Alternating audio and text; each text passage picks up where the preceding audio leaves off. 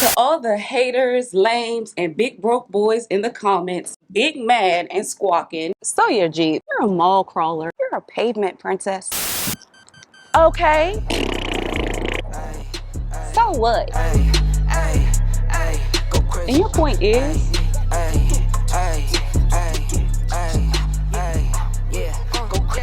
Stay mad. Remember those days, those L's, I couldn't sleep right now. I get paid, vacay, I'm staying B-side. Breaking the blues over steak, I gotta eat right. You could be my peace sign. I don't need that energy around me. I just need sun, you're so cloudy. I wake up good, you're so grouchy. Please get from around me. What is up, beautiful people, fellow and future Jeepers? Welcome back to Jess4TV. I am your favorite cousin, Jess, back on your screen with yet another Jess for Jeep Life video. In all my previous Jeep Wrangler related videos, the comments were jumping and they still are booming with a plethora of questions that range from what is my tire size to what my credit score was at the time that I purchased this Jeep to how the hell I'm able to get on top of the Jeep. So today I'm going to be filling in the blanks for a lot of my good cousins, as well as satisfying some of your nosy asses by answering a lot of the questions that have been posed in the comments about my Jeep Wrangler. Also, make sure you stick around until the end of the video to get the answer to a question that has baffled and befuddled a lot of viewers. You're not going to want to miss the answer to that question.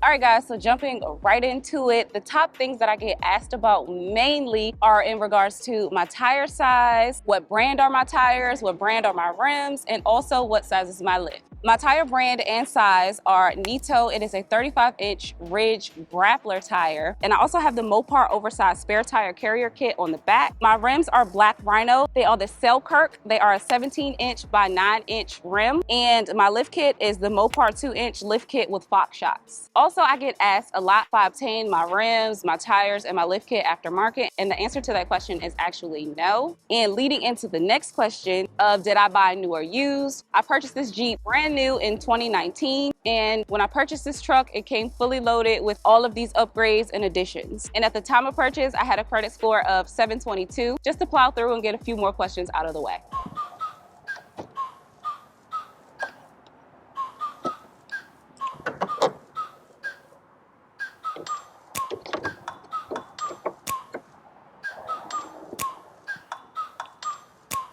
So this next question comes from in a previous video where I stated that I have an issue with the get up and go factor of this Jeep on the highway. To me, it takes a lot to get from 25 miles per hour to like 55 miles per hour. So I get asked a lot about my engine size. I have a 3.6 liter V6 24 valve VVT ESS, and ESS is basically just engine start to stop. So that is my engine size. And also piggybacking off of my engine, I also got asked if I experienced the death wobble, and the answer to that is no. However, because my Jeep is lifted, I have noticed when you're on the highway, the wind gets up under it, so it kind of does a little swerve, swap, or whatever, but I haven't noticed any type of death wobble. Be the bottom line.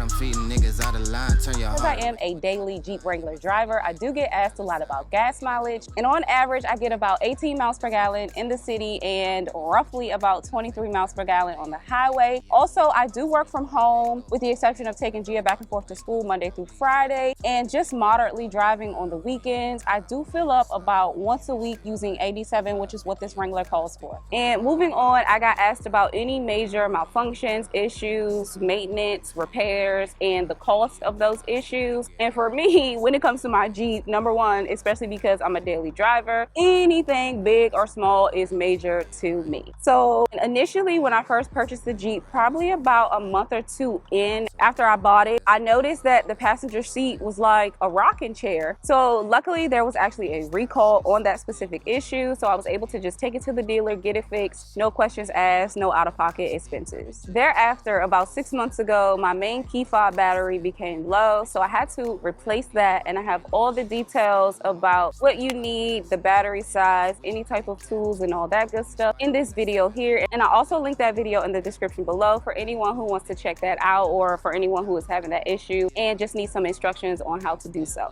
Next, shortly after my key fob battery went low, probably about a month or two after that, the Jeep just would not start. The lights would turn on and the radio screen would have like the blue screen of death, but the engine just would not turn over. So I had to get a new battery, and luckily for me, I do have warranty, so I was able to take the Jeep to the dealer and I was able to get a new battery free of charge. And just for anyone wondering, if I didn't have warranty, a battery would cost me about $2.99 at AutoZone. And the last and most recent issue that I've had with the Jeep was my windshield, which I also fully documented in a video linked right here, and I'll also link it in the description below for anyone who wants to check that out.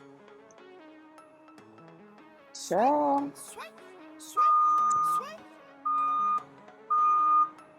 So next, I get asked a lot about the color of the Jeep, and the color is steam gray with a clear coat, and the interior is actually black leather. And the things that I use to keep it clean are these Resistol products, mainly the Resistol interior surface cleaner, alongside the Resistol leather and vinyl protector renewer. And all of these actually came as a package with my previous Jeep. And up next, I got asked if I have purchased any new accessories other than what I mentioned in my 10 must-have Jeep Wrangler mods video, which of course I'll link right here and also in the description box below. And the answer to that is yeah, of course. Why wouldn't I? If you see my Jeep Wrangler tour, then you know about the slime on the back passenger floor mat where Miss Giabella sits. Aside from the slime, just the normal and daily dirt and grime that I would notice in these standard cloth floor mats that actually came in the Jeep just was really driving me crazy. So when Lasfit, a company that specializes in floor mats, reached out to me asking if I would like to try their all-weather floor mats, I couldn't pass it up. These floor mats are actually custom to my unlimited 2019 Jeep Wrangler Sahara JL for the first and second row seats. They provide all-weather protection from their perfectly matched design with its raised edges that effectively trap in juice, slime, rain, lollipops, popcorn, or any element that can be tracked into the Jeep. They are also super easy to clean by just simply popping it out, wiping it off, or rinsing it and drying it. No more pulling out a vacuum or a spray bottle filled with vinegar solution to clean up spills and slime. I've really been loving the durability and quality coverage that these mats offer, and they definitely save me when it comes to having to clean the interior of the Jeep. Make sure you check out the link in the description below to check out these mats, and if they suit your needs, use my coupon code Jess4TV to receive 10% off your total purchase. They do what I do, I'm like Simon Says. Yeah, I'm the running man, rapping rubber band. And moving on in terms of accessories, the next question that I get asked a lot is, why haven't you changed your antenna? Bitch, I have. Finna jump for the shit, all top when I speak, all cap with the speech till they caught up in the rapture. I'm so out of line with the phrase game. Let's take a break, been a long day. Hit your line, what you fall through with the light sticks. Maybe help me spark the ideas. We got nowhere else to go, it's only up from there. I've been on my own, just running through the field, say vivid for the ear. I've also added these cute little Jeep logoed tire valve stem caps, these cute little Jeep logoed rubber cup holder inserts, and also these cool sticker Jeep logoed foot runners.